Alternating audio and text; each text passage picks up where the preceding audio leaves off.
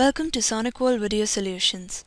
My name is Kritika Nakshatri. In this video, we will demonstrate how to access management on the LAN zone from a different zone on firmware 5.9 and higher. We would sometimes need to manage the Sonicwall appliance from a device located in a zone other than the LAN zone, like DMZ or any other custom zone. In order to do so, we need to adjust the firewall access rules between the zones. Today for demonstration, we are using a Sonicwall NSA 220 with the firmware version 5.9.0.6.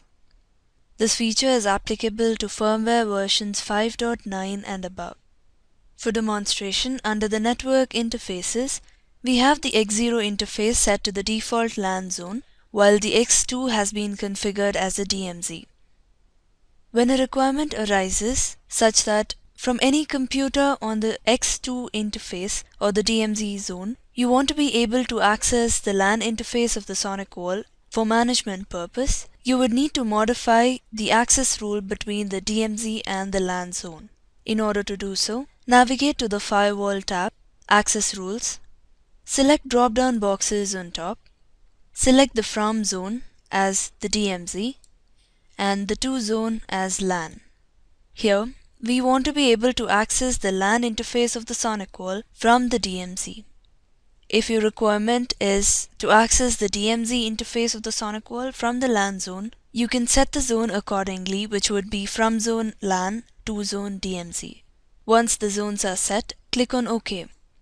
The default rule from DMZ to LAN would be to deny all traffic. In this scenario, since we want to allow all traffic from DMZ to LAN, we have set the action to allow. Click on the Configure option on this rule. You would now see an option under the General tab to enable management. Enable this checkbox and then click on OK.